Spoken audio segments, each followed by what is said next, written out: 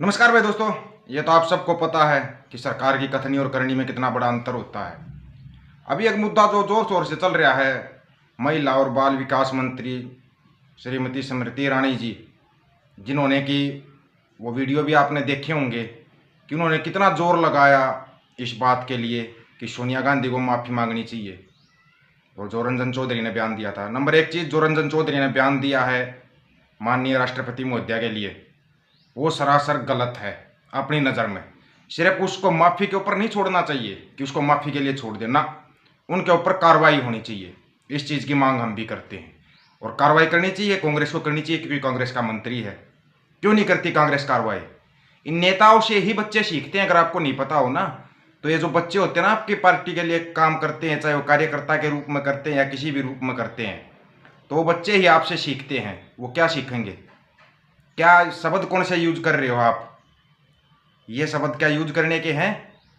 नहीं है, बिल्कुल भी नहीं है। और ना ही उनकी जो बात है वो माफ़ी के लायक है। जो उन्होंने राष्ट्रपति में देश के प्रथम नागरिक हैं राष्ट्रपति, उनके लिए ऐसे शब्दों का इस्तेमाल बिल्कुल भी नहीं होना चाहिए, खास करके जब एक महिला का मामला हो। ये शब्द मान्य नहीं है। लेकिन अपने देश में तो ये शब्द आम भाषा में बोलते हैं लोग, नहीं पता क्या? चलो प्रधानमंत्री साहब के ही सुना देते हैं। और हाँ, आज सिखों के बारे में दो बात बताऊंगा, याद रखोगे जिंदगी भर। ये दो कौन सी बातें हैं? देखना, बीजेपी कहेगी कुछ और करेगी कुछ, सिखो तैयार हो जाना, टारगेट पर आ गए हो। दुनिया में बहुत नाम कमाया है, लेकिन अपने देश में आप लोग टारगेट पे ही रहोगे। ये तो नॉर्मल चीज़ें हैं। जो ये एक स्मृति ईरानी जी का वीडियो है, बहुत जोर लगाया इन्होंने,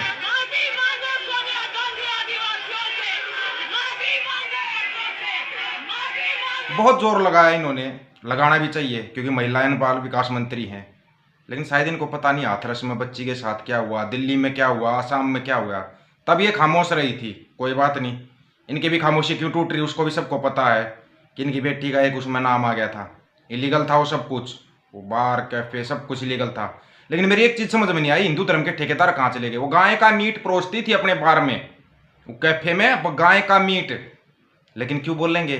क्योंकि हिंदुओं की सबसे बड़ी पार्टी सरकार में और उसकी मंत्री ऊपर से, अच्छी चीज़ है। लेकिन एक वीडियो और है भाई, माननीय प्रधानमंत्री साहब हैं हमारे श्री नरेंद्र मोदी जी, इन्होंने कौन से शब्द यूज किए हुए हैं औरतों के लिए, ये तो सबको पता है। इनके साथ क्या होना चाहिए? ये रुपये कौन कौन विधवा थी जो लेती थी? ये कांग्रेस की कौन सी विधवा थी? किसके लिए बोला? चलो बता दीजिए, इस देश में कभी किसी ने 50 करोड़ की गर्लफ्रेंड देखी है? मतलब कि किसी औरत को 50 करोड़ की गर्लफ्रेंड बताना, किसी की पत्नी को। कांग्रेस की कौन सी विधवा थी जो पूरी पेंशन लेती थी? अभी क्या कर रहे हो आप? इतना विधवा विलाप कर रहे हो आप। उस समय पे क्या था? तब शायद स्मृति ईरानी सुना नहीं होगा, हो सकता नहीं सुना हो। हाथरस की लड़की भी उसको दिखाई नहीं दी। आसाम में एक आदिवासी बच्ची के साथ रेप हुआ, बलात्कार हुआ, बुरी तरीके से उसको मारा गया, पीटा गया, शायद वो भी नहीं सुना होगा। क्यों सुनेगा?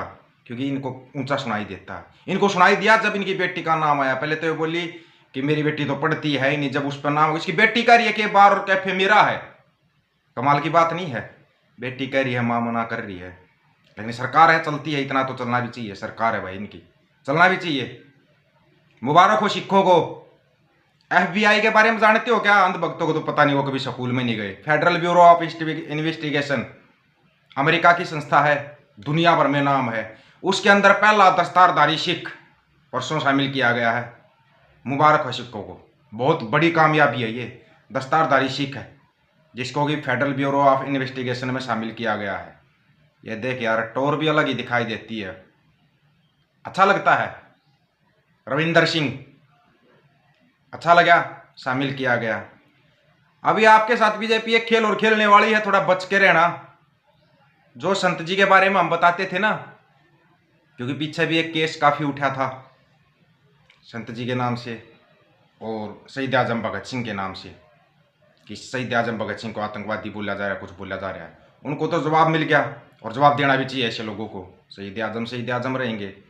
लेकिन अभी संत जी के नाम पर खेल खेल लगी भाई सरकार। इतना पहले बता रहा हूं, अगर बच सकते हो तो बच जाना। खेल बहुत बड़ा होगा। किसी का अगर समझ में ना आए ना, कि ये खेल कौन सा होगा सिखों के साथ। आराम से फ़ोन करना, आपको ये लगेगा सरकार आपका बहुत ज़्यादा सम्मान कर रही है, आपकी जड़ों को खोद दिया जाएगा। आपकी बार ये बता दिया है, जड़ों को खोदेंगे और बुरे तरीके से खोदेंगे, ये याद रखना। अब संतों के नाम पर खेल होगा, और संत एक ही हुए हैं, सबको पता है।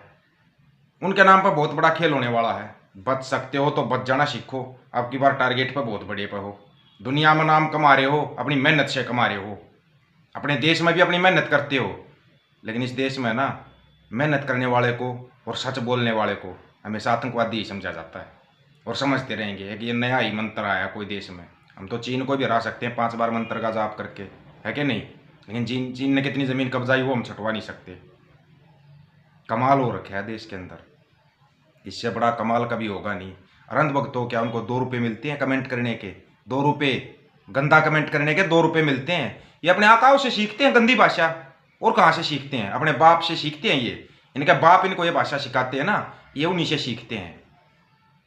अपने बाप की भाषा बोलते हैं ये कमेंटों में, क्योंकि 2014 में इनको आज़ादी मिली। आज़ादी 2014 में मिली, पैदा भी ये 2014 में हुए हैं, तो कहाँ से सीखेंगे? जो इनके भगवान है उन्हीं से तो सीखेंगे। और इनके भगवानों की भाषा कैसी औरतों के लिए, शायद वो भी इनकी जुबान सब फिसली होगी ना, जब बोला था बेटी बचाओ, बेटी पढ़ाओ, बेटी पढ़ाओ, जुबान फिसल गई होगी। माफ़ी मांगी क्या प्रधानमंत्री साहब आपने पूरे देश से? नहीं मांगी। कांग्रेस की कौन सी विधवा थी कभी आपने माफ़ी मांगी? आपने एक बार नहीं 1000 बार औरतों के लिए गलत शब्दों का इस्तेमाल किया हुआ है। लेकिन क्या करें, देश के प्रधानमंत्री हैं, अंधभक्तों के भगवान हैं, पापा हैं उनके, बोल सकते हैं, बोल सकते हैं। सभी पार्टियों का ये हाल है, इस पे मत जाना।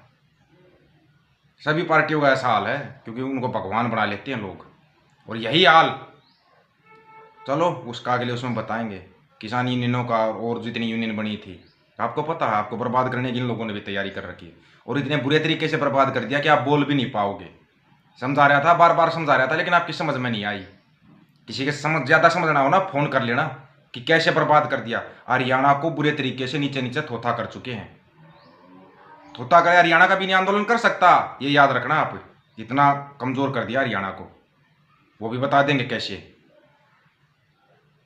दोनों तरफ से कर दिया है खोखला पूरे हरियाणा को, कमाल का खेल खेल लिया।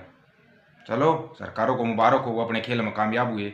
उनकी जो है किसान यूनियन ने लगाओ या जो भी आप लगाते हो, रूट के अड्डे कुछ भी हैं, उन्होंने आपको बहुत अच्छे तरीके से बर्बाद किया। किसी की समझ में ना आए ना, व्हाट्सएप पर कॉल कर देना, मैसेज कर देना। व्हाट्सएप पर मैसेज करना, फ़ोन कम ही करना भाई। 9518883630 95 18 88 36 30। ये ऑफिशियल दीपक फौजी के नाम से चैनल है। एक एक बात बताएंगे आपको, बिल्कुल बारीकी से बताएंगे।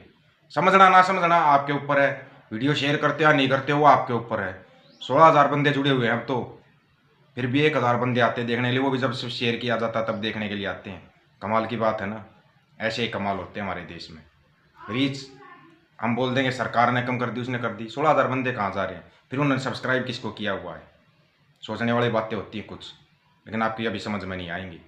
और तैयार रहना भाई, सिखों को कौन से टारगेट पर ले रही है अभी सरकार, बता देंगे अगले ही वीडियो में, सबूत के साथ भी बता सकते हैं, ये याद रखना। सभी साथियों राम राम, नमस्कार, आदाब, सत श्री अकाल। वीडियो को ज़्यादा से ज़्यादा शेयर और चैनल को सब्सक्राइब कर लेना। मिलते हैं अगले वीडियो में, जोर के झटके धीरे से लगेंगे।